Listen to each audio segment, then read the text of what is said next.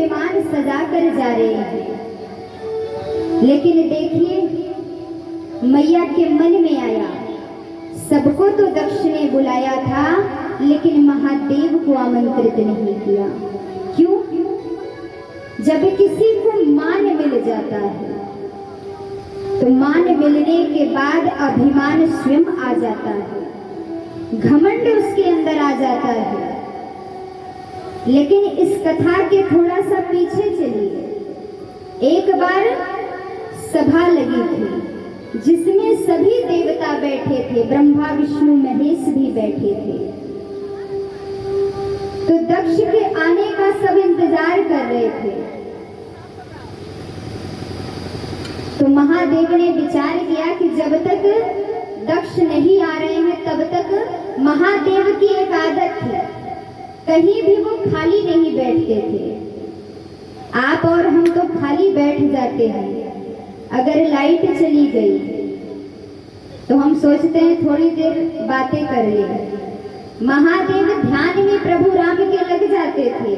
महादेव ने विचार किया जब तक आते हैं तब तक हम प्रभु राम को याद कर लें। जैसे ही दक्ष का आना होता है उस सभा में सब उठकर खड़े हो जाते हैं, तीन नहीं उठते हैं। कौन कौन?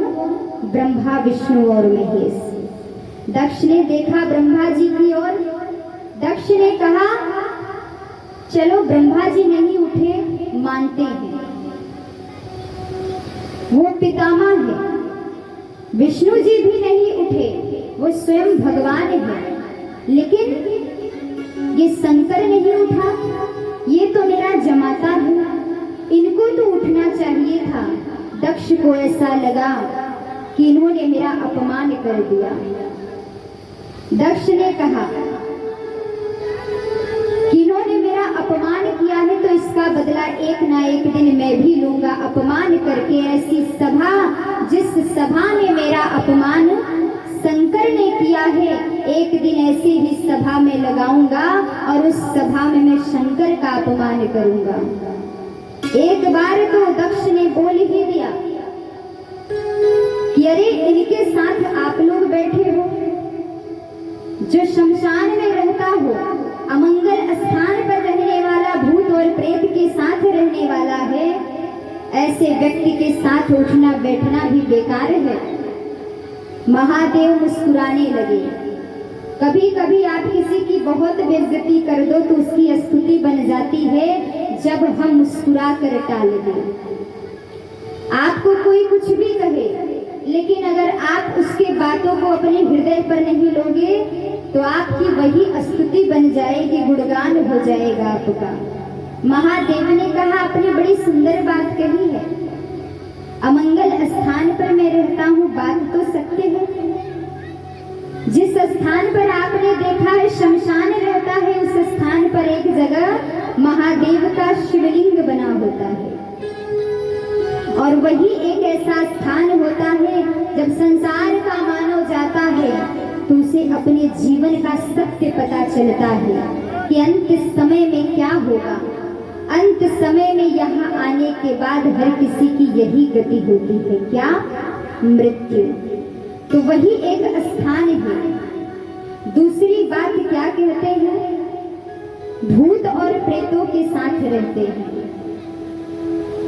आपने देखा है कि 12 बजे के बाद भगवान के पट बंद हो जाते हैं, हनुमान जी का पहरा लग जाता है दरवाजा के बाहर, कोई भी प्रवेश अंदर नहीं कर सकता उनके अनुमति के बिना। लेकिन एक है महादेव, आप रात के 12 बजे चले जाइए तो 12 बजे प्रभु आपको मिलेंगे।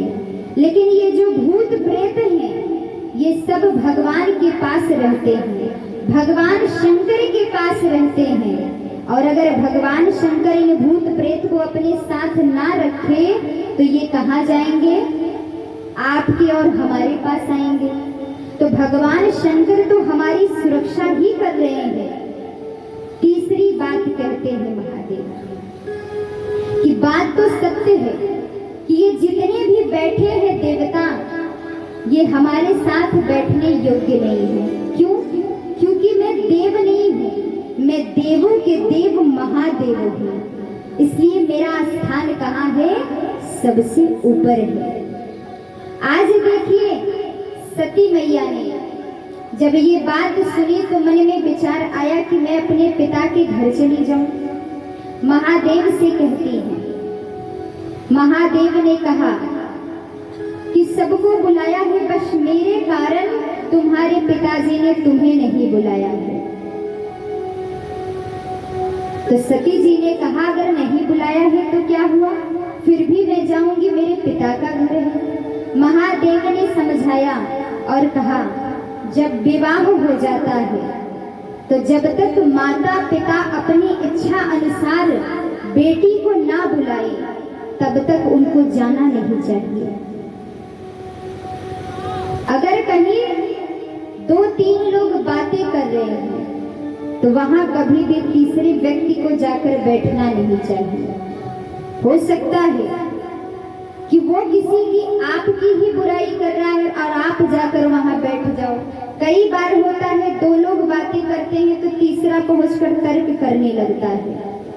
तो जहां पता है कि ये विरोधी व्यक्ति हमारा है, ये हमारा हानि चाहता है, ये चाहता है कि हर जगह से इनका नाम खराब हो जाए, तो ऐसे व्यक्ति से दूरी बनाकर रखना चाहिए। ऐसे व्यक्ति के पास कभी नहीं बैठना उठना चाहिए। भगवान शंकर ने बहुत ही प्रकार से समझाया, लेकिन सती मैया नहीं सुनती। महादेव समझ गए। महादेव ने कहा ठीक है, तुम जाना चाहती हो तो जाओ। सती जी ने कहा आप नहीं चलोगे? महादेव ने कहा जिस जगह मुझे बुलाया ना गया हो, मेरा आवाहन ना किया गया हो, मैं ऐसे स्थान पर नहीं जाता। सती जी चली जाती तो कुछ गणों के साथ भोले बाबा भेज देते हैं साथ में। और जैसे ही सती जी अपने पिता के घर पहुंचने ही लगती है कि यहाँ दक्ष प्रजापति ने सबको कह दिया था, जितने पहरे दे रहे थे द्वारपाल, सभी को कह दिया था कि अगर सती आए या सती के घर से कोई या स्वयं शिव आए तो कोई भी उन्हें अंदर प्रवेश नहीं कराएगा, और जिसने भी अंदर बुलाया उसे मृत्यु दंड दूंगा। अब सब डरते हैं। यहाँ जैसे ही सती जी दरवाजे के बाहर पहुंचती हैं, जितनी बहनें थे सबने देखा, सबने बड़ा अपमान किया। अरे तुम्हारा पति अभी भी भस्म लगाता है या छोड़ दिया, अभी भी शमशान में रहता है या घर और बनवा लिया। लेकिन जैसे ये बात सती जी सुनती हैं, उसी समय सादर भले ही मिली एक माता। मैया जैसे ही आती है वैसे ही अपनी पुत्री के सीने से लग जाती है, और जैसे ही सीने से माँ की पुत्री लगती है, जो अपमान अभी अभी सुना था सती जी वो अपमान भूल जाती है। लेकिन जैसे ही आज उस यज्ञ के पास जाती है, चारों ओर देखती है, हवन कुंड के पास पहुंचती है। आज सबके भाग लगे हैं, लेकिन उस सभा में शिव भाग कहीं दिखाई नहीं दिया। आज सती जी ने जब ये देखा तो आज सती मैया को बड़ा दुख हुआ। सती मैया ने विचार किया कि मेरे पति मुझे लाख मना कर रहे थे, सती तुम मत जाओ, लेकिन मैं अपने पति की बात नहीं सुनी। उन्हें पता था कि सती यहाँ जाएगी तो उसे दुख होगा ये देखकर कि यहाँ मेरा भाग्य नहीं है, इस हवन में मुझे बुलाया नहीं गया है।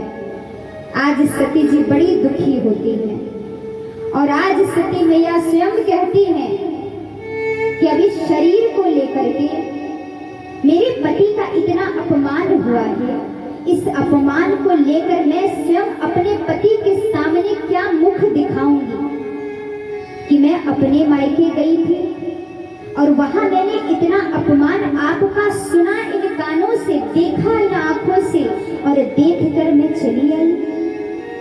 अरे वो स्त्री क्या, कहा गया है ना कि समाज में पति चाहे जैसा हो, शराबी हो, जुआरी हो, कितना भी गलत करने वाला हो, लेकिन अगर मायके में अगर उसके पति को कोई एक शब्द कह देता है ना, तो पत्नी से बर्दाश्त नहीं होता, वो लड़ने लगती है, पूरे समाज से लड़ने लगती है अपने पति के लिए।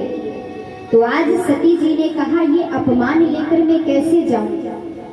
तो ये सती तो इस शरीर को लेकर अब नहीं जाएगी अपने पति के पास।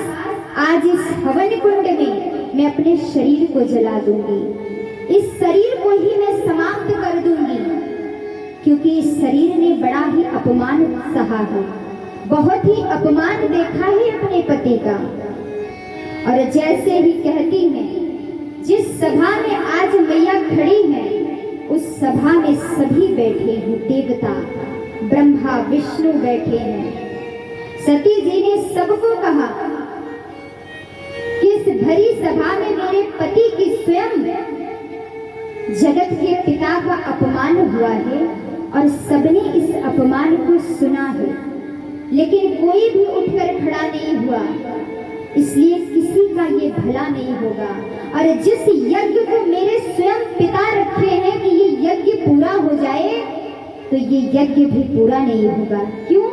क्योंकि जिस यज्ञ में भगवान शंकर नहीं आते वो यज्ञ कभी पूरा नहीं हो सकता। सती मैया ने स्वयं अपने अंगूठे से अग्नि को प्रज्वलित किया और देखिए अंत समय में सती मैया ने मृत्यु के पहले भगवान नारायण से विनती करती हैं और कहती हैं, सती मरत हरि सन वरे मांगा, मरत हरि सन वर मांगा, जन्म जन्म शिव पद अनुरागा, जन्म जन्म शिव पद अनुरागा, जन्म जन्म लगे मगर हमारी, जन्म जन्म लगे बरनहु शंभु नत रहु कुमारी, बरनहु शंभु नत रहु कुमारी। सती मैया कहती हैं भगवान नारायण से कि मेरा ये शरीर तो आज जल जाएगा प्रभु, लेकिन जब मुझे पुनः जन्म मिले तो मैं शिव की अर्धांगिनी ही बनकर आऊं, मैं उन्हीं की पत्नी कही जाऊं, ये संसार मुझे उन्हीं के पहचान से जाने। और अगर मैं शिव की अर्धांगिनी ना बन पाऊं तो भले मैं जीवन भर कुंवारी रह जाऊं, मैं विवाह नहीं करूंगी। भगवान नारायण ने कहा, अरे सती, क्या फिर से तुम जन्म लोगी और दक्ष की पुत्री बन के फिर से आना है? सती मैया ने कहा, ना प्रभु, अब मेरा जन्म हो तो मैं दक्ष की पुत्री बनकर ना आऊं, दक्ष के रक्त से संचित ये शरीर मुझे ना मिले, चाहे मुझे पाषाण की बना देना, चाहे पर्वत की बना देना, लेकिन दक्ष की पुत्री मत बनाना।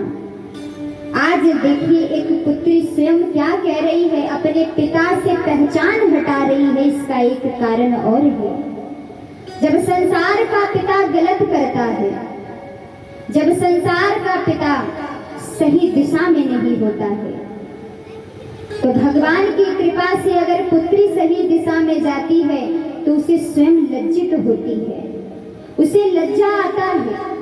कई बार होता है ना, इस कलयुग में कहते हैं जब विवाह हो जाए तो विवाह के पहले आप चाहे जितना गलत कर लो, लेकिन जब विवाह हो जाए तो एक माता और पिता को सही रास्ते पर आना चाहिए, उन्हें कभी गलत कार्य नहीं करना चाहिए। क्यों?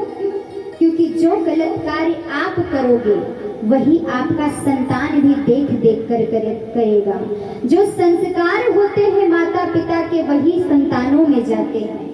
इसीलिए संतान सही दिशा में जाए तो माता पिता को स्वयं को बदलना चाहिए, और यही कलयुग में लोग नहीं करते। इसीलिए तो आज दुखी हैं, संतान से दुखी हैं, स्वयं से दुखी हैं। और जैसे सती मैया ने ये बात कही, अग्नि को प्रज्वलित करके सती जी उस हवन कुंड में कूद जाती है। शरीर जला, चारों तरफ हाहाकार मचने लगा। गढ़ दौड़ कर जाते हैं, भगवान शंकर से बताते हैं। भगवान शंकर ने जैसे ही सुना वीरभद्र को भेजते हैं और वीरभद्र जैसे ही आते हैं देखते हैं पूरी हवन कुंड को विध्वंस कर डालते हैं। भगवान शंकर सती के जले हुए शरीर को लेकर के चारों ओर तांडव करने लगते हैं। आज जला हुआ शरीर भगवान शंकर लेकर के सती का चारों ओर घूम रहे हैं। ब्रह्मा और विष्णु ने देखा, कहा अगर जला हुआ शरीर लेकर शंकर इसी तरह खड़े रहेंगे तो सृष्टि का कार्य रुक जाएगा, क्योंकि तीन ही सृष्टि को चलाने वाले हैं, ब्रह्मा विष्णु और महेश। तब भगवान विष्णु से विनती करते हैं। भगवान विष्णु ने कहा अगर प्रलय नहीं रोका समय पर तो ये पूरा सृष्टि नष्ट हो जाएगा, समाप्त हो जाएगा भगवान शिव की क्रोध से। और तब भगवान विष्णु सुदर्शन चक्र निकालते हैं और जैसे ही सुदर्शन चक्र छोड़ते हैं सती के 51 खंड हो जाते हैं। हर एक खंड एक स्थान पर गिरता है और वही शक्ति पीठ के नाम से जाना जाता है। बोलिए उमापति महादेव की।